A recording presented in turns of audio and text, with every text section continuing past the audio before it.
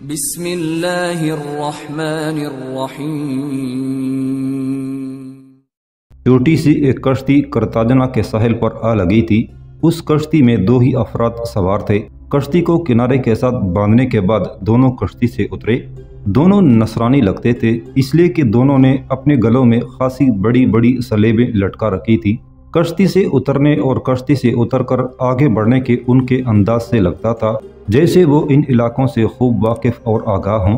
پھر وہ کرتاجنا شہر میں داخل ہوئے اور اس قصر کے بڑے دروازے کے اندر گئے جس قصر میں رومنوں کا حکمران گریگوری قیام کیا کرتا تھا۔ قصر کے محافظوں کے پاس آ کر دونوں رکے۔ پھر ان میں سے ایک محافظوں کو مخاطب کر کے کہنے لگا، میرے عزیزو، محترم گریگوری کو ہماری آنے کی اطلاع کرو۔ ہم قسطنطنیہ سے آئے ہیں اور ایک انتہائی اہم خبر رکھتے ہیں۔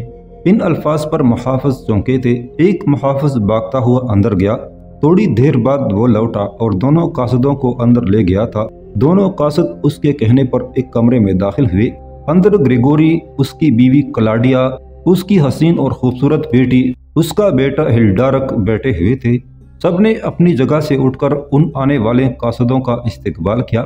پھر گریگوری نے انہیں اپنے قریب ہی بٹھایا اور انہیں مخاطب کر کے کہنے لگا، میرے عزیز ساتھیو، جیسا کہ مجھے بتایا گیا ہے کہ تم قسطنطنیہ سے آئے ہو، کیا تم ہمارے لیے کوئی پیغام رکھتے ہو؟ اس پر ان دونوں میں سے ایک کہنے لگا، محترم گریگوری، ہم آپ پر یہ انکشاف کریں کہ اپنے شہنشاہ قسطنطین کا بیٹا جسٹینن اور ان کی بیٹی سنیکا دونوں بہن بھائی ایک بحری بیڑے کے ساتھ تھوڑی دیر تک کرتاجنا پہنچیں گے۔ بحری بیڑے میں جہاں ایک خاصا بڑا لشکر ہے، وہاں آپ کے لیے رسد کا کافی سامان بھی ہے۔ ہم اس بحری بیڑے کے ساتھ ہی سفر کر رہے تھے، لیکن شہنشاہ کے بیٹے جسٹینن نے ہمیں آگے روانہ کیا تاکہ ان کے آنے کی اطلاع آپ کو کی جا سکے۔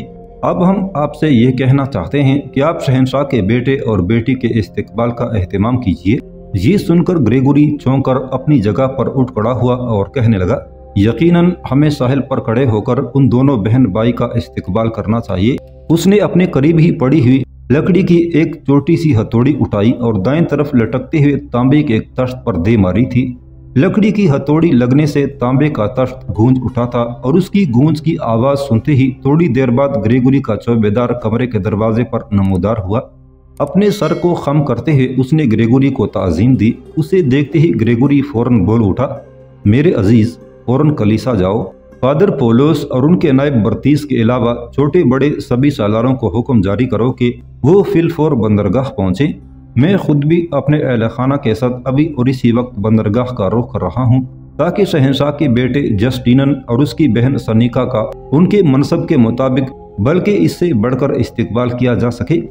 گریگوری کا یہ حکم پا کر اس کا چوبیدار وہاں سے ہٹ گیا تھا۔ اس کے ساتھ ہی گریگوری بھی اپنی جگہ پر اٹھ کھڑا ہوا اور پھر وہ اپنی حسین اور خوبصورت بیٹی فلورنس اور اپنی بیوی کلاڈیا اور بیٹے کے ساتھ اپنے کچھ محافظوں کے ساتھ بندرگاہ کا رخ کر رہا تھا۔ گریگوری اور اس کے اہل خانہ کو وہاں پہنچے تھوڑی ہی دیر ہوئی تھی کہ افریقہ میں رومنوں کے بڑے سالاروں میں سے لیوبا، ہرکولیس، اسارین اور کچھ دیگر چھوٹے سالار بھی وہاں پہنچ گئے تھے، اور ان کے پیچھے افریقہ میں رومن سلطنت کا بشپ پولوس اور اس کا نائب برتیس بھی اپنے کلیساؤں کے کچھ منصبداروں کے ساتھ استقبال کے لیے وہاں پہنچ گئے تھے۔ چھوٹی سی ایک کشتی میں جو 2 قاصد آئے تھے وہ بھی ان کے درمیان کھڑے ہو کر انتظار کرنے لگے تھے۔ کوئی زیادہ دیر نہ گزری تھی کہ سمندر کے اندر کچھ جہاز آتے دکھائی دیے۔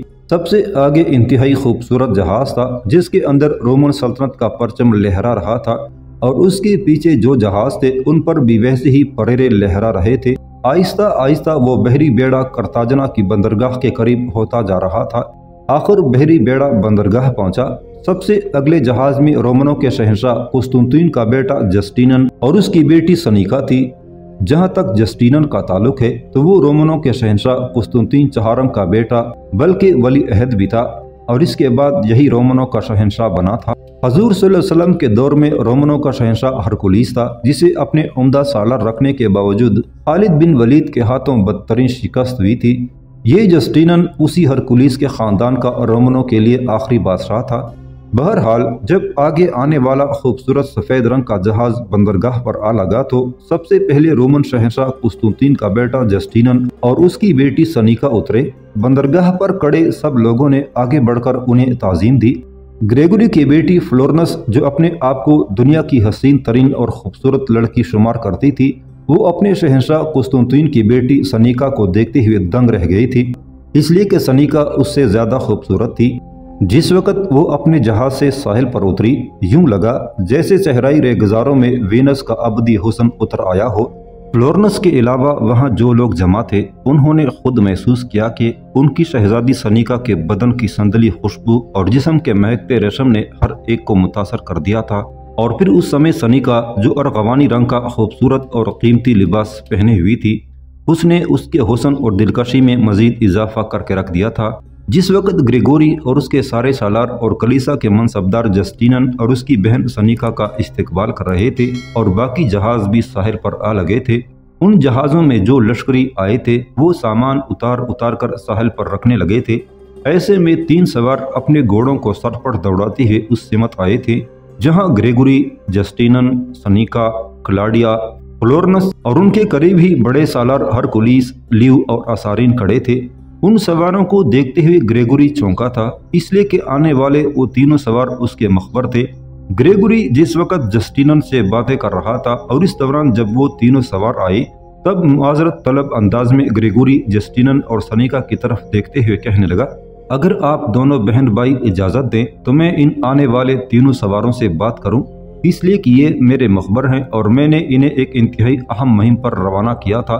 मैं चाहता हूं कि देखूं कि उन्होंने इस मुहिम को कैसे सर किया है। ग्रेगोरी के इन अल्फाज पर शहंशाह का बेटा जस्टिनन उसकी तरफ देखते हुए कहने लगा, मुहतरम ग्रेगोरी, क्या मैं जान सकता हूं कि आपने अपने इन तीनों मखबरों को किस काम के सिलसिले में भेजा था, ताकि जब ये आपको खबर दें तो मैं भी जान सकूं कि जिस मुहिम के लिए भेजे गए उसमें कहां तक कामयाब रहे हैं।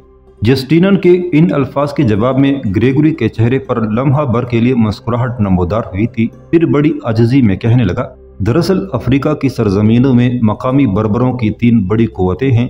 एक कुव्वत उर्दिया शहर का बादशाह कसीला है, दूसरी कुव्वत उससे मुल्हिका इलाकों का बर्बर हाकम ब्रानश है और तीसरी कुव्वत एक और बर्बर सालार सकाना की है। जहाँ तक कसीला और सकाना का ताल्लुक है तो ये दोनों मुसलमान हो चुके हैं। कसीला तो इतना बढ़ चढ़ कर हिस्सा नहीं लेता रहा, लेकिन सकाना एक मुसलमान की हैसियत से दुश्मन कुव्वतों के खिलाफ मुसलमान सालारों का बड़े जोशो खरोश से साथ देता रहा है। जहाँ तक ब्रानश का ताल्लुक है तो ये अमूमन मज़ाहिर परस्त है, इसके मातहत जो लोग हैं वो भी मज़ाहिर परस्ती करते हैं। ब्रानस हमारा बेहतरीन इत्तेहादी है और गुज़श्ता जंगों में भी ये बढ़ चढ़ कर मुसलमानों के खिलाफ हमारा साथ देता रहा है। जहाँ तक कसीला का ताल्लुक है तो इसके मुतालिक मुझे इत्तला मिली थी कि वक्ती तौर पर अपने मफाद की खातर इसने इस्लाम कबूल कर लिया था, लेकिन बातन में वो अपने पुराने मजहब पर कायम है और मुसलमानों से खुश नहीं है। इस खबर के बाद मैंने अपने इन 3 मखबरों को कसीला की तरफ भिजवाया था और कसीला को ये पेशकश की थी कि वो बज़ाहिर मुसलमानों ही का रहे, लेकिन बातन में वो हमारे साथ मिलकर मुसलमानों के खिलाफ काम करे। अगर वो ऐसा करे तो जिस कदर नकदी, जिस कदर मुराआत वो मांगेगा हम उसे देंगे। अब मैं चाहता हूँ कि मेरे ये मखबर आए तो मैं उनसे जानूँ कि कसीला के साथ उन्होंने गुफ्तगू की है तो इसमें उन्हें कामयाबी हासिल हुई है या नहीं। ग्रेगोरी की इस गुफ्तगू से जस्टिनन और उसकी बहन सनीका बेहद खुशी और मसरत का इजहार कर रहे थे। फिर जस्टिनन ग्रेगोरी को मुखातब करके कहने लगा, मोहतरम ग्रेगोरी, ये आपने बहुत अच्छा इक़दाम किया है। इन तीनों को यहीं बुला लें, इनसे पूछें ये अपनी मुहिम में कहाँ तक कामयाब हुए हैं, ताकि ये जो जवाब दें वो मैं और मेरी बहन भी सुने। ग्रेगोरी ने खुशी का इजहार किया, हाथ के इशारे से तीनों मखबरों को अपने करीब बुलाया। उन्होंने आगे बढ़कर पहले ग्रेगोरी के अलावा जस्टिनन और सनीका को ताज़ीम दी। फिर ग्रेगोरी ने उन्हें मुखातब किया, मेरे अजीज साथियों, अब ये कहो जिस मुहिम के लिए मैंने तुम्हें भेजा था उस मुहिम में तुम कहाँ तक पहुँचे हो। उन तीनों में से एक ग्रेगोरी के अलावा जस्टिनन और सनीका की तरफ बारी बारी देखने के बाद बोल उठा, हम अपनी मुहिम में खासे कामयाब हुए हैं। कसीला से हमने तवील मुलाकात की है। आपका अंदाज़ा दुरुस्त है, कसीला बज़ाहिर मुसलमान है लेकिन बातन में अपने पुराने मजहब पर कायम है। उसने हमसे वादा किया है कि जब भी उसे मौका मिला मुसलमानों के लश्कर में रहते हुए वो हमारे मफाद के लिए काम करेगा। उसने ये भी कहा है कि वो मुसलमानों की जंगी तैयारियों और उनके लश्कर के महल वक़ूअ से भी हमें आगाह करता रहेगा। इस तरह मैं समझता हूँ जिस मुहिम के लिए आपने हमें भेजा था उसमें हम पूरी तरह कामयाब रहे हैं। यहाँ तक कहने के बाद जब वो मुखबर खामोश हुआ तो उसकी गुफ्तगू के जवाब में ग्रेगोरी उसे कुछ कहना ही चाहता था, کہ अपने एक मुहाफ़िज़ को जस्टिनन ने हाथ के इशारे से करीब बुलाया। उसके कान में कुछ कहा जिसे सुनकर वो पीछे हटा। फिर वो नकदी की एक थैली लेकर आया जिस मुखबर ने गुफ्तगू की थी। हाथ के इशारे से जस्टिनन ने उसे अपने करीब बुलाया, नकदी की थैली उसे दी, फिर उसे मुखातब करके कहने लगा, मैं और मेरी बहन अभी थोड़ी देर पहले साहिल पर उतरे हैं, क्योंकि आते ही तुमने हमें एक अच्छी खबर दी है, लिहाजा नकदी की ये थैली अपने पास रखो और तीनों आपस में तकसीम कर दो। मेरे ख्याल में अब तुम जा सकते हो। उस मुखबर ने मुस्कुराते हुए नकदी ले ली। फिर वो दोबारा बोल उठा, अगर आप बुरा न माने तो हम तीनों एक और अच्छी खबर भी रखते हैं। इस पर जस्टिनन और ग्रेगोरी की आंखों में चमक और जस्तजू पैदा हुई। फिर जस्टिनन बोल उठा, कैसी अच्छी खबर? इस पर वही मुखबर बोल उठा, जो खबर हम रखते हैं वो अच्छी भी है और बुरी भी। अच्छी इस लिहाज से है कि हम मुसलमानों के खिलाफ एक अच्छे मौके से फ़ायदा उठाते हुए उन्हें नुकसान पहुंचा सकते हैं, और बुरी इस तरह के मुसलमानों का एक बेहतरीन सालार उक़बा बिन नाफ़े इन सरजमीनों में अपने मजीद लश्करियों के साथ पहुंचने वाला है। यहाँ तक कहते कहते उस मुखबर को रुक जाना पड़ा, इसलिए कि जस्टिनन ग्रेगोरी की तरफ देखते हुए कहने लगा, ग्रेगोरी, पहले मुझे ये बताओ कि ये उक़बा बिन नाफ़े कौन है, और क्या उसका इन सरजमीनों की तरफ आना हमारे लिए बोझ और ख़तरे का बायस बन सकता है? उक़बा बिन नाफ़े का नाम सुनकर ग्रेगोरी भी परेशान और फिक्रमंद हो गया था। जस्टिनन को मुखातब करके कहने लगा, दरअसल ये उक़बा बिन नाफ़े मुसलमानों का एक बेहतरीन सालार है। मुसलमानों के जिस सालार ने मिस्र फतह किया था, नाम जिसका उमर बिन अल आस था, ये उक़बा बिन नाफ़े उसका भांजा है। उमर बिन आस भी मुसलमानों का खूनख्वार सालार था। उसने मिस्र फतह करके एक तरह से हम रोमनों का मिस्र के रास्ते इधर आने का रास्ता बंद कर दिया था। उमर बिन आस की तरह ही उसका ये भांजा उक़बा बिन नाफ़े बड़ा हुनरमंद और बड़ा दलेर सालार है। पहले इन सरजमीनों के अंदर कुछ अरसा रह चुका है और इसने दूर दूर तक अपनी फतूहात का सिलसिला फैला दिया था। फिर न जाने किन वजूहात की बिना पर उसे वापस दमिश्क बुला लिया गया था। अब अगर वो दोबारा वापस आ रहा है तो ज़रूर पहले की निस्बत अपनी कार्रवाई को वो इन इलाकों में वुसअत देगा। यहाँ तक कहने के बाद ग्रेगोरी रुका। तब जस्टिनन फिर बोल उठा, इस उक़बा के आने से पहले भी मुसलमानों का कोई सालार या लश्कर है? इस पर ग्रेगोरी कहने लगा, इससे पहले मुसलमानों का एक खासा बड़ा लश्कर कैरवान में मौजूद है। कुछ दीगर जगह भी उनके छोटे छोटे दस्ते हैं, लेकिन वो ज्यादा अहमियत नहीं रखते। उनका मरकज कैरवान ही है, और ये शहर उस उक़बा बिन नाफ़े ने उस वक़्त आबाद किया था जब वो पहली बार इन सरजमीनों की तरफ आया था। उक़बा बिन नाफ़े के अलावा भी यहाँ मुसलमानों के बड़े अहम सालार हैं। एक ज़हीर बिन कैस है जिसकी कारकर्दगी बहुत उम्दा रही है, और जो सालार पहले से यहाँ मौजूद हैं उनमें सबसे ज्यादा खूनख्वार दो सालार हैं। एक मोहम्मद बिन ओस अंसारी और दूसरा सालिम बिन हरीम भी जंग का वसी तजर्बा रखते हैं। मौत के पीछे भागने वाले, जिंदगी को अपने पीछे छोड़ने वाले हैं। एक तीसरा सालार भी है, नाम उसका हनस बिन अब्दुल्ला सनआनी है, ये भी जंग का वसी तजर्बा रखता है।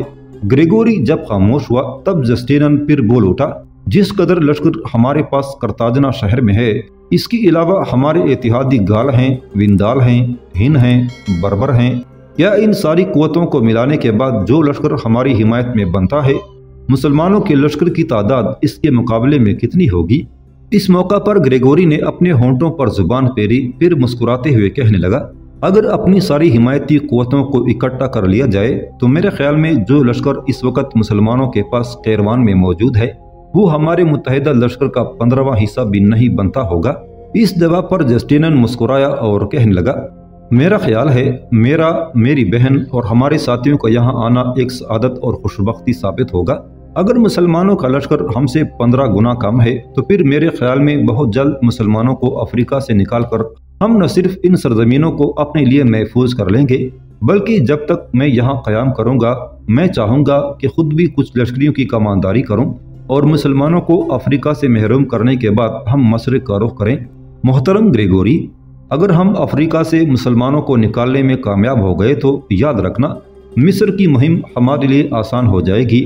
मिस्र पर हमला करने के बाद सबसे पहले हम सिकंदरिया की बंदरगाह पर कब्जा करने की कोशिश करेंगे, इसलिए कि सिकंदरिया के रास्ते इन सरजमीनों की तरफ आना हमारे लिए आसान होगा।